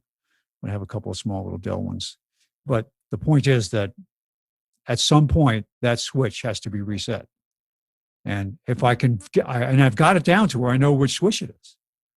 And then it's, but the next time it's not the same switch. It'll be downstairs. It'll be upstairs. So something used to be that I mentioned this before about this concept of the killer packet that would come along, some out of frame packet, too long, whatever it was, it would just mess the switch up, and the forwarding would just end. And Spence, this is exactly the problem I had. Yep. I would reboot the computer, then I would reboot the switch, and it'll fix it. And then I'll reboot the switch that's connected to the TV, and that will fix it. Yes. And I went and I replaced that, and I replaced this one, and nothing fixed it. It would always happen again and again and again. And I remember, I mean, this has been going for a long time. And I remember telling Nick about when he had a problem with AT&T. I said, I have a problem with AT&T too. I would sit here and look at the reruns machine, which uses AT&T, and suddenly it'll go off the air. The light will turn from red, the button from red to yellow, which means kind of connectivity, but not really. And it will actually disconnect. And then it will be okay for a week. And then again, it'll start doing it and happen a few times a day. Really, I mean, I'm a firm believer in, no, it's if you have to do it to multiple switches, then you have a connection somewhere that is redundant, just like I had. Something is kind of a loop. Yeah, I'm going to look at my network. And as you keep working and adding stuff, I mean, it is stupid the way that I did it. I don't know why I did this, but it was easy for me because everything is wired. And I'm saying, why is it coming from the main switch, and then I'm feeding another one from this switch over across, and that switch over there that feeds that machine has two feeds into it? What's going on? Sit down with a drawing pad and a paper, piece of pen and paper. I mean, and try to visualize your network. Luckily, I didn't have to Important. go through it, because when I looked at the thing and thought about it, I said, why do I have 3 wires on that switch over there? It should have only a feed and one connected to the machine. Why do I have 3? And I and they're started, all lit. huh? They're all lit up too. And they're all lit up. I can't have that because my network is a simple. It's not even it's really a star. So I have my central wireless router and cable modem downstairs. I have a link coming up to my office where I have a couple of switches, and then from there I have a link that goes to another room in my house where I have my other wireless router. There's no Look what happens passability. with those couple of switches. And Oh, I make realize. Sure. Now, what I think is I have a couple of older 10100 switches that I still use, that I think I've got 2 gigabit switches in my office and one 10100. And I have downstairs, I have a gigabit router and a 10100 switch in, distributing things below that. So maybe what I'll do is just upgrade it all to gigabit. This is another good, excuse me, this conversation is another good reminder that running as many Ethernet lines as possible to a single location is a good idea. Because a lot of what you're describing, Spence and Amnon, is what happens when you add multiple switches into a network. You can create a real clutter. And that's why we always, when I was doing the IT stuff full time, we'd have to say, oh, can we just get we need to add another computer to this room. Can we just get a little 5-port switch? Well, you can, but your better solution is to run another Ethernet drop from the main room with your 48-port switch back to wherever it needs to go, so that you can hopefully. Anna, what do you have? 10 switches in your house? You have a bunch. 1, 2, 3, 4, 5, 6. Yeah, I have 1. Yeah. Now, obviously, you have a lot more devices, but it's just, that makes sense. 6 switches, I can explain. I would expect it to cause some issues. But you know what? Especially if you loop them. My issues really started with the Fire Sticks. I have to say that before I had all Fire Sticks, I had one that I used very infrequently. When I switched over to Fire Sticks, especially over Wi-Fi, I was having issues that I'd have to reset the router or reset the Fire Stick. And now, this has become a problem. So, and it's over Ethernet too. Wait a second. I thought by updating them to Ethernet connections would fix it, and it did. Oh, hold it a second. Gal? Sarid has Fire Sticks, right? Or does he have different? No, I think he has a Fire Stick, at least 2 in his system. Yeah, and it's fine. But he was bragging to me. He said, "Gal had me get the Ubiquiti." Well, his network was really patchy. I mean, the switches that he would use, there were basic unmanaged switches. Right. I don't even remember the brand, maybe D-Link. But he had to restart them even when the network was out of the blue, right? He never knew why, but restart them would solve it. And when we were starting to try and figure out why, there was always issues that eventually came down to either a network connection or just some random conflict.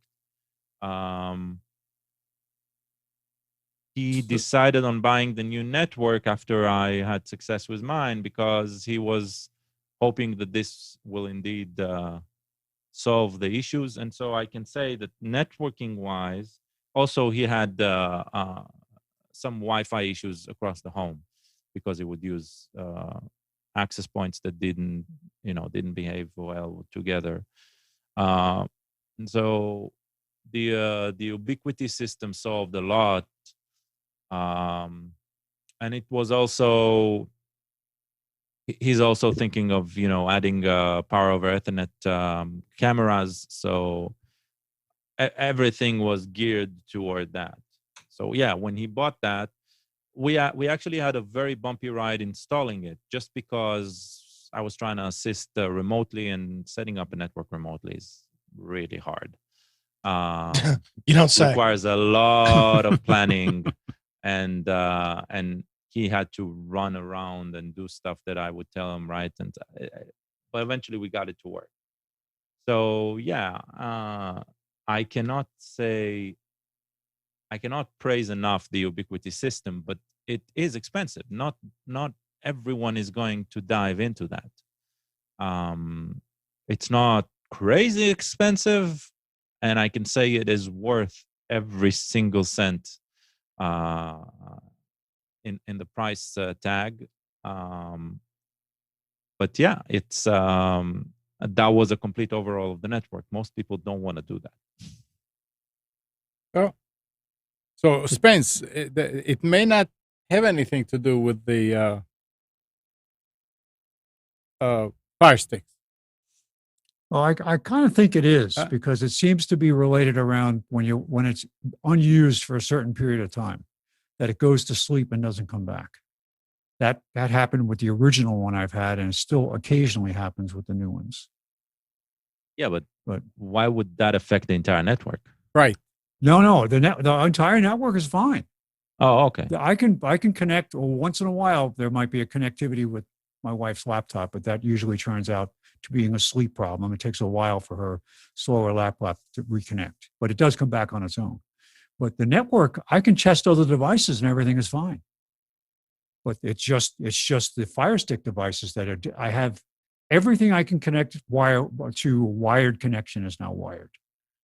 And we'll see how it goes downstairs, that I upgraded yesterday to the Amazon Ethernet adapter, not the third-party one. This is an easy fix, Spence. Get rid of it? No. Amnon knows what the issue is. Amnon, what is the issue that Spence is having? DNS. DNS. It's always DNS. Can't connect to the internet, it's DNS. Wife's cheating on you? DNS. I don't know what to tell you. Fridge isn't running, DNS. Car won't start, DNS. Sorry. I have no money, DNS. DNS, 100%. Don't like the way things are going. It's DNS. It's not Biden's fault. It's DNS. Yeah. I'm sorry. I mean, I hate to be this guy on the show, but I mean, it's the reality of working in IT. DNS. So your friend not getting his broadband, that's DNS. DNS. Oh, 100% it's DNS. Yeah, there's no question about it. Yeah, I mean, that's He what just Spectrum needs even to told him. switch He to does. what was that? SpaceLink in DNS. And it works. Well, that's Starlink, Spectrum said, Starlink. hey, we'll run the cable, but our DNS servers don't reach out this far. Your address is not available for DNS service. Let me tell you, I was watching Jeopardy last night. One of the contestants was a dedicated DNS attorney. He prosecuted DNS offenses. Holy crap. Yeah, it's a thing now. Yeah. A lot of problems with DNS. Anyway. Yeah, DNS. Let's go with something else here that's interesting. Spotify wants to be the industry #1 distributor of podcasts. It's not going to work. Yeah, that's why I left them. And it's willing to forego some revenue in order to counter Apple's push into podcast subscriptions. Next week, Spotify will launch its podcast subscription option for partners. But the company will be letting content creators keep 100% of the subscription fee. Spotify will not take a cut of podcast subscription revenue, sources confirmed. Apple will keep up to 30% of podcast subscriptions fees under its program, which is also starting next week or the week after. I don't know. Yeah, which is launching next month. Yeah. Currently, Spotify doesn't allow customers to pay for subscriptions through Apple in-app purchase, and Spotify has been a very vocal critic of Apple's App Store policies, which has included lodging a formal complaint with the European Union, blah, blah, blah, blah. So you can get there and you can make money with them, and they don't keep any of the money. I wonder where they get their money. Spotify? They are producing when it comes to podcasts, they are producing content. So we've talked about this. Yeah. I'm sorry. Go ahead. Go ahead. No, you know more about this than me. Okay, but so we talked about this a while back. Spotify's business model right now with music, every time anybody uses the app, it costs Spotify money. Anytime. Doesn't matter if you pay, doesn't matter if you're free. You're streaming a song on Spotify, it is costing them some amount of money. That is their current business model. That's not sustainable going forward. You can't. Right. Every single time somebody uses your app, you lose money. That doesn't work. So they're trying to buy exclusive rights to podcasts like Joe Rogan. Cost them nothing. You can stream the app you can stream Joe Rogan's show 1 billion times. It will cost them nothing but data because they own it. They own the rights to it. That's Spotify's problem with their business model. They don't own anything on their platform except for their podcast because they're not artists. They're not content creators. They're an aggregate for you to listen to music, which means they're the middleman, which means it costs them a shit ton to do anything. That's the Spotify problem. This is Netflix and original content. This is exactly that. Yep, exactly.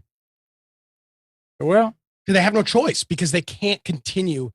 They have to have the content on their service that doesn't cost them money per stream. They have to. They can't lose money on every single thing they offer. So we'll see. Well, it's interesting. I don't know if it'll attract people to go over there. I don't like the app. I use Spotify for music. I pay for it for music, but I do not use it for podcasting. I do not like their podcast functionality. Okay. I'm not a fan of it at all. That's a good. I stopped using it because they are pushing the podcast content so much on their music app, right? Their app used to be just music. And when you mean like commercials and promos for podcasts? No. You open the app and you get recommended, hey, play this. That's podcast. what I mean, yeah. And I've never wanted to use Spotify for podcasts, and there's no way of switching it off. And so I just dropped it. I switched my subscription to YouTube Music, and now not only I'm paying a bit more because I'm taking the YouTube Premium. So instead of $15.99 for the family, I'm paying $17.99 for the family, and we all have ad-free YouTube, and we have the YouTube Music collection, which just at least I do not get pushed. They have this separate app for YouTube Music, and that is focused on music, and there's no podcast stuff in there. For podcasting, I deal with a different system. I actually use Plex for podcasting. Does very well. So it's like, give me a choice. As your content user, right? I'm a paying customer. Why are you shoving down my throat something I do not want? And that's what annoys me on the Spotify side. I mean, I understand what they're doing. It's not for me. I don't like it. I went away. Yeah. And luckily, there is an option, right? There's an alternative. Hey, Nick. Hi. Remember you were talking about, and you said how great it's going to be that now that Microsoft is going to buy Discord. They were in the talks of buying Discord, Yeah. but that's not happening. You want to talk about it, Danny? Yeah. So there was a deal on the table for Microsoft to purchase Discord, which I thought had a lot of pros with Microsoft's real push on Xbox as of late. But they are going to look at an IPO instead. They have to do something. Discord is in a similar, I shouldn't say they're not similar to Spotify, but they don't have a way to make money. They have to, every single year, they have to go and raise $350 to $500 million for the service, which you can do, but doing it over and over and over again is not really sustainable. So they really essentially had three options: get acquired by somebody that's big enough that it doesn't matter, like Microsoft, start doing something on the service to generate extensive revenue, like charging for it, which would destroy the service, or three, which is the way that it looks like it's going to go now, become a publicly traded company, have an IPO so that your stock is, that an IPO is how you generate revenue. You sell part of the company to people like me for, $35 a share, whatever it is. And now I own part of the company. You get the cash. That's how that works. So I think they're going to go the IPO route. I don't wish that they would merge with I don't wish the Microsoft would buy them, but if somebody is going to buy them, I do hope it's Microsoft. If they IPO, that's fine, but they need something to generate revenue because they are in an unsustainable place right now. The service is just too good and there's too many people using it, and it's just costing them way too much to operate. But isn't that a double-edged sword? I mean, why would I invest and buy shares of a company that is not sustainable? They are sustainable. They've got an incredible user base. They just don't have a good revenue model. Okay, so they don't have a good revenue. Twitter and Facebook have been losing money for 15 years. Okay. Twitter, Epic Games on paper lost a freaking $500 million last year. Okay. All right. So it's they have a great service. They have done more for keeping gaming communities active outside of games than anybody else has ever done. Better than Ventrilo, better than TeamSpeak and forums and IRC chats. They have wrapped this thing up so perfectly, and they've got such high user. Everybody uses Discord. Like, even people that don't game use Discord because forum communities and Facebook groups and whatnot are moving to Discord because it's a great service and it's free. And they've got such a high user base, but they can't monetize it. There's no ads on it. There's literally none. And yeah, they're in kind of a sticky situation with that, but they'll figure it out. I'm not super concerned about it. Amnon, it brings a lot of value, right? And Nick is describing the IPO as a choice of returning that value in some sort of monetary way without changing the behavior of the value that is produced. So if you think about Facebook before ads, right? It had a lot of values to its customers. Before Facebook as a company had to start manipulating the data around the users, in order to provide a revenue stream from its usage, and that interfered completely with the way Facebook worked. Right. That is why most of us over here are not interested in Facebook anymore, because of the way it tries to manipulate us. For the instead of it providing value to us, suddenly we are supposed to provide value as users to it. And yeah, it's an interesting concept, but I'm with you. There is a problem, right? There is a problem when you're talking about stock, because the people who buy stock, they are expecting some return, something in return on the monetary side.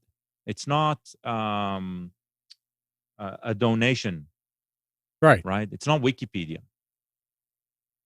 So yeah, neither is what they're doing now, though. I mean, they're raising $300 to $500 million a year from big capital firms, and they're expecting probably a larger return on investment than an average person buying a stock would. Yeah, but you're still talking about a single huge infusion, right? Even if it's going to be in the billions, okay, it's still going to be a single infusion, and those billions are going to be depleted at one point. So it's not like true. it's not a constant stream of revenue selling stock. Yes, it is. It's a constant revenue stream for the company. It absolutely is. It can be. It doesn't necessarily mean it will be. Yeah, but if they have to create more shares in order to sell it. And to create, when you overcapitalize a company by creating too many shares, you dilute the stock, and people get pissed off because the value of the stock goes down on paper. You might have more shares. Exactly, and they need to, and they always need to have control over the company, so they cannot sell more than 49% of the shares. They need to hold those 51%. So it's not that clear cut. It might be a good start, but they will need to provide some monetary value in unless they move to a donation scheme, right? And if they do that, then I don't think an IPO will ever succeed, right? The stock market. Look, the stock market has taken us to school, sort of, right, as of late, with the Reddit raid on GameStop, and it can behave differently than than traditionally, but I don't think it. I still don't think it can be the only revenue stream, right? Well, it's not the only. So they have a system called Discord Nitro that you can pay for. It's like $20 a month, and they do make some good money on that. But that's not. It's not. I mean, it's a decent amount of money, but it's not like. It's not a lot. Remember, if they go public, right, we'll know exactly. We absolutely will. 100%. Right? Yeah. So it's important that these details are very, very important, and It's cool. I tell you what, they are definitely the coolest service out there today. I am with total agreement with you. Yeah, they have the perfect service for me as a user, and they don't push anything down your throat.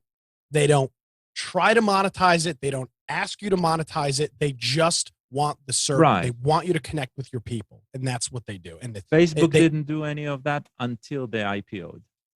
Correct. Right. So remember, but also Facebook an IPO has its own pressures.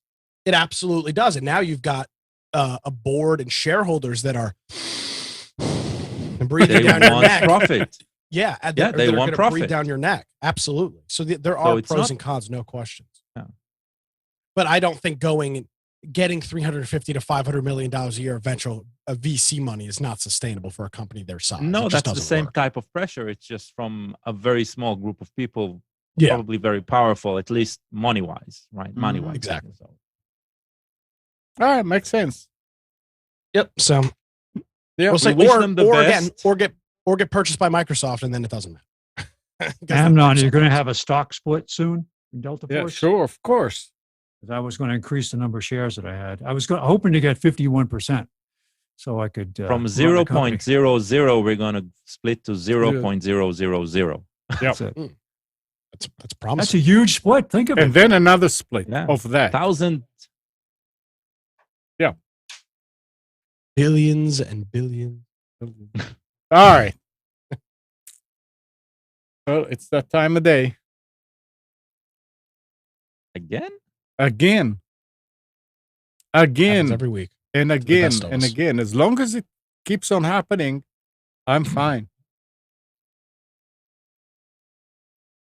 Yeah, God. Hmm? What anybody has anything else they want to add? Talk Paid my about Spectrum bill. you what? So I just paid my Spectrum bill. Oh. Thank you. Pay it in pennies. No, Go down to the 60 office and give them bags of pennies. How many NCN shares? 64. Oh yeah, I pay them in. I pay them in Nissan Communication shares. Barter agreement. Mm. Well, That is all for me. that was good then. I guess they would have shut off Yeah. my service if not. So that's not, that wasn't much of a choice. I mean, Yeah. Hey, thanks for coming. Have a great. But all right. Well, guys, have a great week. Yep. You as well. It was fun. Thanks, Gal. Thanks, Nick, Spence, and good morning, Kathy, Hannah, Nabil, Mac, Norm, Katie, and Dina. Thanks everybody for tuning to Computers 2K Now. Oh, and Arlette and Michal and Eleanor, don't forget you. We hope you enjoyed and maybe learned something from our time together. Remember to practice safe computing. Back up your hard drive and update your virus scanner. We'll be back here next Sunday at 9, but you can always reach us at computers2know.com. And again, I want to remind you, I should do it in the beginning of the show, but we're on Roku. Nick is not doing ATN anymore, but he's got, as far as the internet, it's on Tuesday evening. It's Infection Podcast for survival games. Catch him and check him out on Tuesday evening at 7 on Twitch. And Nick, you starting your morning show on the 3rd, on the 5th? Next Monday, and you'll be able to find details for that at nickcraig.com as soon as they're available. nickcraig.com. All right, everybody. See you next week.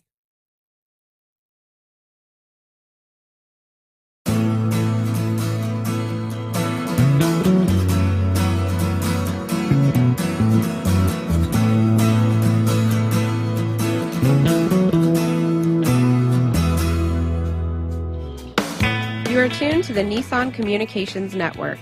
If you tuned in too late, you can always watch each program in its entirety or download an MP3 audio file of it in the archives section at nissancommunications.com. Don't forget to subscribe to our YouTube channel, follow us on Twitter, and like us on Facebook. Sponsored by StreamingGear.com, Carolina Apparel, and DeltaForce.net.